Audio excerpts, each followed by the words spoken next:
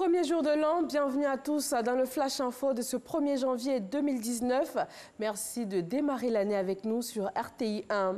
Le chef de l'État s'est adressé hier à la nation à l'occasion de cette nouvelle année. Et dans ce discours, un pan a été consacré au volet social. 727,5 milliards de francs CFA. C'est le montant que le gouvernement va présenter en Conseil des ministres dans ce mois de janvier pour adoption. Objectif, entre autres, de cette enveloppe qui s'inscrit dans le programme social du gouvernement, accroître l'accès des jeunes et des femmes à des revenus et un emploi décent.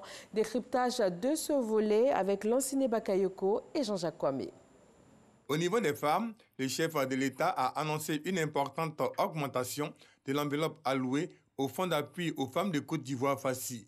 Ce fonds créé en 2012 est passé de 1 à 10 milliards de francs CFA à ce jour.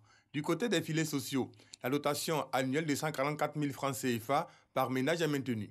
En revanche, ce sont près de 100 000 ménages en nécessité qui recevront l'aide contre 35 000 l'année dernière. À cela, il faut ajouter l'entrepreneuriat des jeunes et les logements sociaux. Nous allons également accentuer la mise à disposition d'une offre diversifiée et abordable de logements sociaux destinés en priorité aux catégories sociales les plus vulnérables. En ce qui concerne les jeunes, ma conviction est qu'ils doivent être le moteur de la création de la richesse nationale. Cette création de richesse devrait s'appuyer sur au moins 2 leviers. Le premier, la transformation de nos produits agricoles pour générer plus de valeur ajoutée des principales spéculations nationales. Le second levier, le numérique, qui constitue aujourd'hui la nouvelle niche d'emploi, notamment pour les jeunes.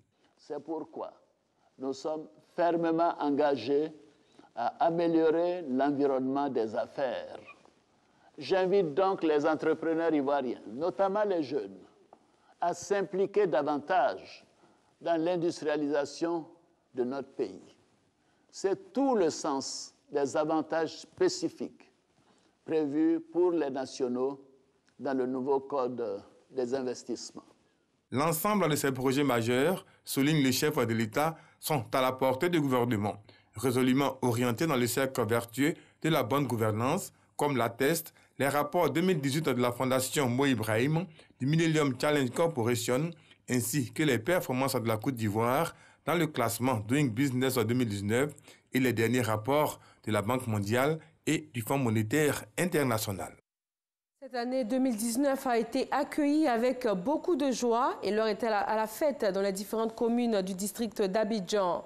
La police, la gendarmerie et l'état-major des armées de Côte d'Ivoire ont procédé à une procession de surveillance du dispositif sécuritaire. Il a été mis en place pour que les populations abidjanaises vivent des fêtes de fin d'année en toute quiétude et en toute sécurité. On se rend maintenant en République démocratique du Congo où Internet est coupé depuis hier 31 décembre. Selon les opérateurs de téléphonie, cette mesure a été prise sur instruction du gouvernement, mais pas de justification officielle pour l'heure.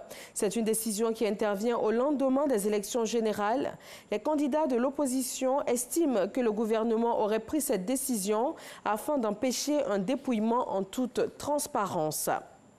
Au Soudan, des centaines de manifestants sont retournés dans les rues de Khartoum hier lundi après un week-end d'accalmie. Un groupe de la société civile avait appelé à marcher sur le palais présidentiel, mais les forces anti-émeutes, policiers et soldats ont été déployés dans la capitale. Le président Omar El-Béchir avait appelé les forces de l'ordre à ne pas recourir à une violence excessive. Cependant, les associations de défense des droits de l'homme évoquent au moins 37 personnes tuées depuis le début du mouvement le 19 décembre dernier. Ce 1er janvier, au Brésil, le président Jair Bolsonaro prend fonction. C'est la première fois depuis le retour à la démocratie dans les années 1980 que le Brésil sera gouverné par un président d'extrême droite. Alors que ses opposants craignent pour la survie de la démocratie, ses partisans espèrent que le nouveau président mettra un terme à l'insécurité et à la corruption. Et voilà, merci à tous de nous avoir suivis. Très bonne année à tous sur RTI 1. Et on se retrouve tout à l'heure pour le journal de 20 h.